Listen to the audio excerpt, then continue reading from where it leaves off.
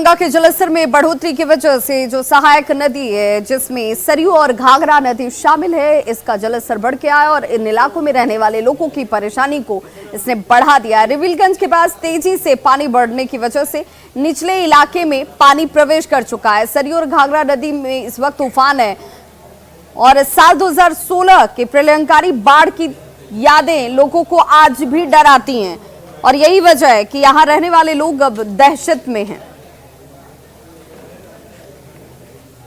छपरा के पास भी गंगा का जलस्तर लगातार बढ़ते जा रहा है और यही कारण है कि उसकी सहायक नदियों में लगातार उफान है। आप देख सकते हैं कि ये घाघरा नदी है और कहीं ना कहीं इसमें जो उफान है वो आ चुका है और निचले इलाके में पानी पूरा पसर चुका है। जो किसान के खेत थे वो डूब चुके हैं और लोग परेशान हैं। हालांकि एक दहशत का माहौल देखा जा रहा है क्योंकि पिछली बार जब बाढ़ आई थी तो काफ़ी तबाही मची थी और एक बार फिर गंगा अपना रौद्र रूप दिखा रही है और पानी लगातार उन इलाकों में फैल रहा है जहाँ पिछले साल बाढ़ नहीं आया था। तो काफ़ी एक दहशत दिख रही है। कुछ लोग यहाँ पे हैं, इनसे हम बात करेंगे। क्या नाम है बाबू आपका? राहुल कुमार यादव। अच्छा राहुल, बताओ कि कैसे बाढ़ अभी कितना दिन में पानी बढ़ा है? 4-5 दिन में बढ़ गया है। 4-5 दिन बढ़ रहा है। क्या स्थिति है, बढ़ रहा है कि घट रहा है? बढ़ रहा है पानी लगातार बढ़ रहा है। हाँ।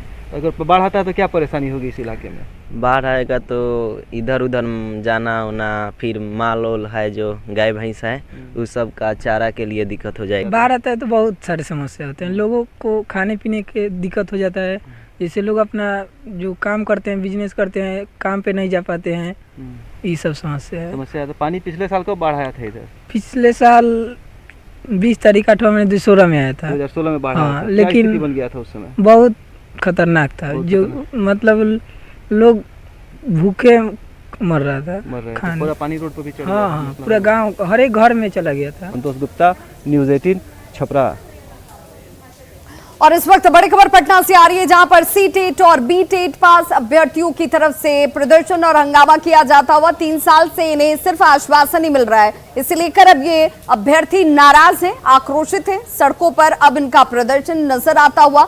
उम्मीद है इस बात की कि शायद सत्ता परिवर्तन के साथ सरकार नई बनने के बाद इनकी मांगों पर विचार किया जाएगा। इनको जो आश्वासन 3 सालों से दिया जा रहा है वो आश्वासन ग्राउंड पर उतरती हुई नजर आएगी। प्राथमिक विज्ञप्ति के लिए अभ्यर्थियों की तरफ से ये प्रदर्शन इस वक्त किया जा रहा है।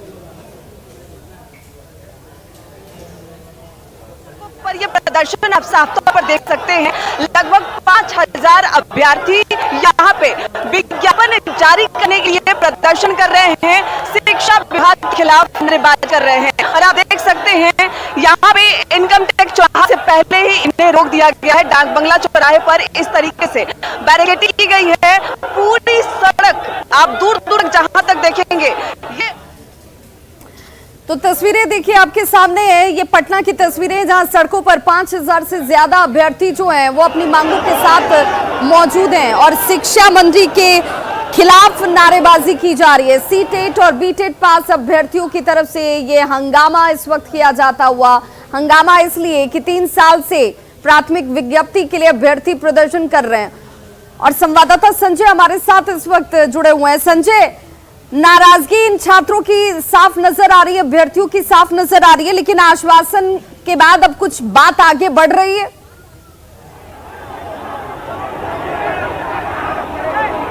देखिए, सरकार पर वायदा खिलाफी का ये आरोप लगा रहे हैं। उनका कहना है कि सरकार इस पूरे मामले को लेकर गंभीर नहीं है और पूरे राज्य से हजारों की संख्या में छात्र पहुंचे हैं और ये हृदय स्थलीय है राजधानी की डाक बंगला चौराहा, जहां पर इनको बैरिकेडिंग कर रोक दिया गया है और फिलहाल यहाँ पर वाटर कैनन को बुलाया गया है। अभी से थोड़ी देर पहले काफ़ी अफरा तफरी का माहौल हो गया था जब बैरिकेडिंग तोड़कर छात्र जो अभ्यर्थी हैं वो लगातार आगे बढ़ रहे थे और इनकी जो मांग रही है, इनकी मांगों को लेकर हम बात कर लेते हैं। क्या मांग क्या है? देखिए, हम लोग आज से 3 साल से हम लोग अपने मांग को मांगने के लिए तत्पर रहते हैं। आज 22 दिन से लगातार हम लोग गर्दनी बाग में धरना स्थल पर धरना दे रहे हैं, लेकिन इस सरकार को, इस शिक्षा मंत्री को कान तक अभी तक रू नहीं रेंग रही है, जू नहीं रेंग रही है।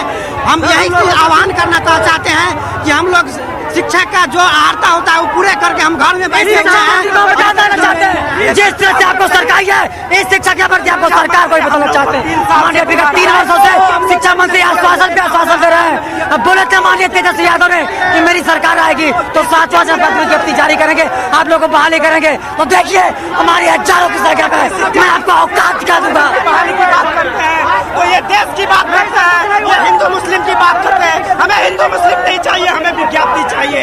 ये शिक्षा मंत्री इससे पहले जो था वो आश्वासन मंत्री था। बिल्कुल, आप देख रही हैं जो अभ्यर्थी हैं वो लगातार नाराज हैं।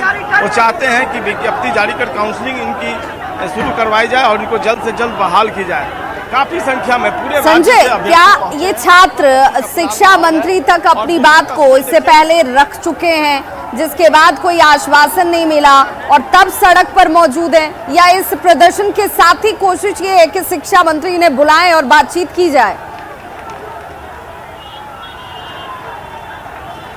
जी देखिए, इनका आज ये मार्च है और ये सरकार तक अपनी बात पहुंचाना चाहते हैं। इनका ये कहना है कि कई बार वार्ता हुई, बातें हुई और आश्वासन मिला, लेकिन अब एश्योरेंस नहीं चाहिए, अब कार्रवाई होनी चाहिए, कागजी कार्रवाई नहीं, एक्चुअल एक्शन में आना चाहिए गवर्नमेंट को। और ये जो STET CTET पास है, इन सभी की अब बहाली जो है वो सुनिश्चित की जाए और इसके लिए प्रक्रिया शुरू की जाए। 7वां चरण है, उसको जल्द से जल्द। संजय, बातचीत की कोई पहल इस वक्त नजर आ रही है क्या? कोई बातचीत करने के लिए पहुंचा है क्या?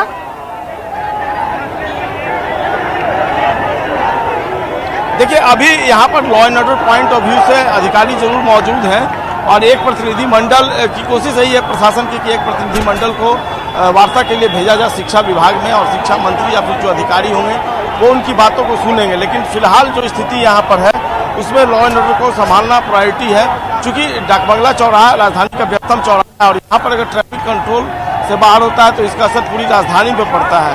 फिलहाल ये छात्र जो अभ्यर्थी हैं ये आगे बढ़ना चाहते हैं और पुलिस ने उन्हें जबरन यहाँ पर रोक रखा है, क्योंकि JP गोलंबर से यहाँ तक प्रतिबंधित क्षेत्र है और वहाँ पर वो घुस गए हैं। और अब इसके आगे जिला प्रशासन हो या पुलिस प्रशासन नहीं चाहता है कि वो जाएं, और बिल्कुल अभी स्थिति यही है कि इनको शांत कराया जाए, उसके बाद एक प्रतिनिधिमंडल सरकार के प्रतिनिधियों से संजय, क्या इनका ये प्रदर्शन पूर्व प्रायोजित प्रदर्शन है जिसकी जानकारी इनकी तरफ से दी गई थी और उसके बाद ये यहाँ पर मौजूद हैं?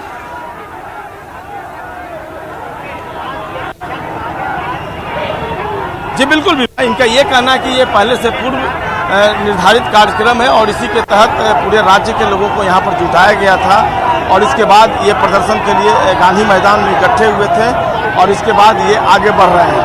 और इनकी बातों से साफ तौर पर ये झलक रहा है कि ये आश्वासन नहीं चाहिए, अब इन्हें सीधे तौर पर एक्शन चाहिए, क्योंकि आश्वासन इन्हें बहुत मिल चुका है और अब ये बहाली चाह रहे हैं। लेकिन सबसे बड़ी बात है कि मर्यादा में भी रहना जरूरी है, क्योंकि आप सड़कों पर उतरे हैं तो आपको सोचना होगा कि आम लोग भी हैं और आपकी वजह से उन्हें बिल्कुल मांग एक तरफ है, वहीं राजधानी पटना के लोगों की परेशानी ना बढ़े ये भी समझना इनका दायित्व है। मांग को जायज तरीके से, शांतिपूर्ण तरीके से भी रखा जा सकता है। इस वक्त क्या हालात संजय आपको नजर आ रहे हैं जब आपकी मौजूदगी वहां पर है ग्राउंड जीरो पर?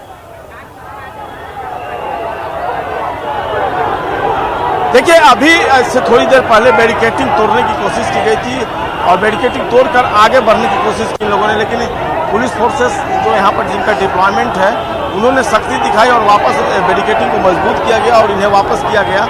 लेकिन आप तस्वीरों में देखिए विभाग, जो अभ्यर्थी यहाँ पर प्रदर्शन कर रहे हैं, कई गाड़ियाँ, कई बसें जो है वो फंसी हुई हैं, कई गाड़ियाँ जो है वो फंस गई, उसमें लोग बैठे हैं, पैसेंजर बैठे हैं। तो जाहिर सी बात है जहाँ से इनकी शुरुआत हुई थी गांधी मैदान, वहीं पर इस रास्ते को ब्लॉक कर देना चाहिए था, ताकि जो गाड़ियाँ हैं सार्वजनिक परिवहन की गाड़ियाँ हैं वो इस रास्ते में नहीं आती और उनको दूसरे डाइवर्ट रूट से निकाला जाता। लेकिन पुलिस की भी यहाँ पर कह सकते हैं कि विफलता रही, नाकामी रही कि गाड़ियों को आने दिया गया इन छात्रों के साथ साथ और आपने बैरिकेटिंग कर दी। तो ऐसे में सैकड़ों की संख्या में गाड़ियाँ भी फंस गई हैं, जिसका खामियाजा लोगों को भुगतना पड़ रहा है। एक तरफ तफीस है, छात्रों का प्रदर्शन पता नहीं कितनी देर तक चलेगा, जो निजी गाड़ियाँ हैं वो उसमें फंस गई हैं, सार्वजनिक बिल्कुल। और ऐसे में आम लोगों की परेशानी जरूर बढ़ गई है। अभ्यर्थी अपनी मांगों के साथ इस वक्त सड़कों पर मौजूद हैं। तकरीबन 5000 से ज्यादा इन अभ्यर्थियों की संख्या है जो प्राथमिक विज्ञप्ति के लिए प्रदर्शन करते हुए नजर आ रहे हैं। बहुत बहुत शुक्रिया संजय इस तमाम जानकारी के लिए। लेकिन इस हो हंगामे के बीच दूसरी तरफ